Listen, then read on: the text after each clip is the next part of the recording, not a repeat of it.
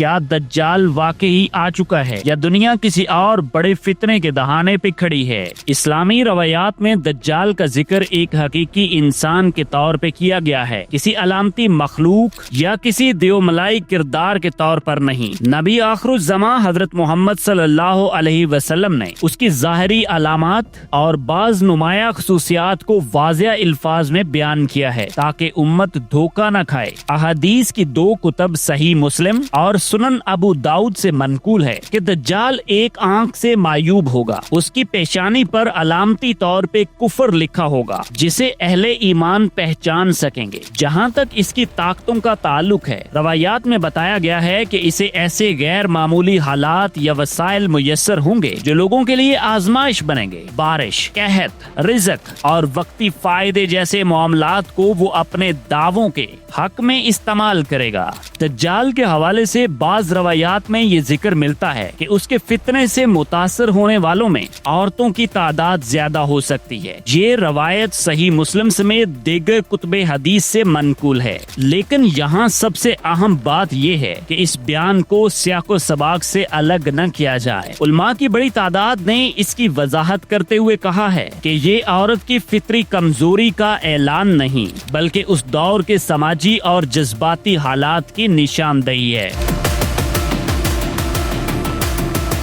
آپ سوچ گر چینل پر نئے ہیں تو اس کو سبسکرائب کر لیجیے گا، ویڈیو پسند آنے پہ اسے لائک بھی کیجیے۔ روایات کے مطابق دجال لوگوں کی معاشی اور نفسیاتی کمزوریوں کو نشانہ بنائے گا۔ اگر کسی معاشرے میں خوف، عدم تحفظ یا شدید معاشی دباؤ ہو تو وہ طبقہ جو جذباتی طور پر زیادہ متاثر ہوتا ہے جلد فریب کا شکار ہو سکتا ہے۔ اس میں عورتوں کا ذکر ایک عمومی سماجی مشاہدے کے طور پہ کیا گیا ہے۔ یہاں یہ سمجھنا بھی ضروری ہے کہ اسلام نے عورت کو کمزور نہیں بلکہ باعزت اور ذمہ دار فرد کے طور پہ پیش کیا ہے، اسی لیے سمجھایا بھی گیا تاکہ گھر اور خاندان کو محفوظ رکھا جا سکے۔ جناب دجال سب سے پہلے ایک خاص جگہ سے ظاہر ہوگا۔ یہ علاقہ زمین کے جنوب سے مشرق کی طرف متوقع ہے اور وہاں سے اس کا سفر دنیا کے مختلف خطوں تک ہوگا۔ اس کی حرکت سادہ نہیں ہوگی، وہ شہر سے شہر، ملک سے ملک جائے گا اور لوگ اس کے دعووں اور دکھائے جانے والے عجائبات کی طرف کھینچے چلے آئیں گے۔ یہاں پہ امپورٹنٹ بات یہ ہے کہ دجال کی طاقت صرف جسمانی یا عسکری نہیں، وہ اپنے اثر کو لوگوں کی خواہشات، خوف اور لالچ سے بڑھائے گا۔ اسی لیے جہاں بھی وہ جائے گا لوگ فوری طور پر فرق نہیں کر پائیں گے کہ کیا سچ ہے اور کیا جھوٹ۔ اسلامی علماء کے مطابق دجال کا سفر دنیا کی اہم آبادیوں اور تجارتی مراکز تک ہوگا تاکہ اس کے فریب کا دائرہ زیادہ سے زیادہ ہو سکے،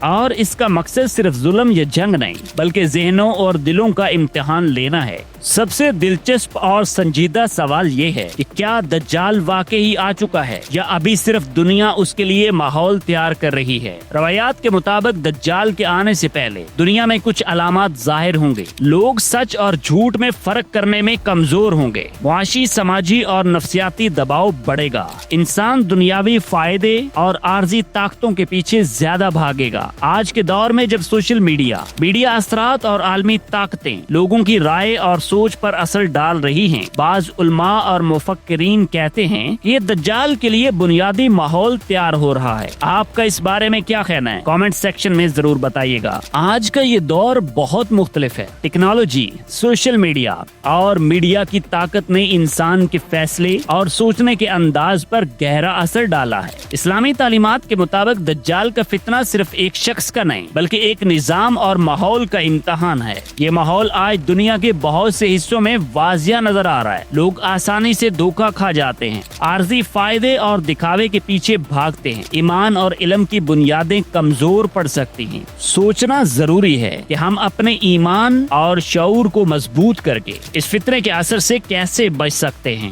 دجال کے فتنے کو سمجھنے کے لیے 5 امپورٹنٹ کوسچنز ہیں جو ہر مسلمان کو ذہن میں رکھنے چاہیے۔ نمبر 1، وہ کون ہوگا؟ تو جناب وہ ایک حقیقی انسان ہوگا جس کی طاقت हकीकत और दावे लोगों को आजमाएंगे। नंबर 2, कब आएगा? ज़ुहूर क़यामत की बड़ी निशानियों से पहले, उसके आने से पहले माहौल तैयार हो चुका होगा। नंबर 3, कहाँ आएगा? अहम शहर और तजारती मराकज जहाँ सबसे ज्यादा लोग उसके असर में आ सकते हैं। नंबर 4, जनाब वो क्यों आएगा? उसका मकसद सिर्फ जुल्म नहीं बल्कि ईमान और शऊर की आजमाइश है। नंबर 5, उसकी पब्लिसिटी कैसे होगी? वो अपने फ्रेब की ताकत, दिखावे, वसाइल और लोगों की ख्वाहिशात के जरिए खुद को फैलाएगा।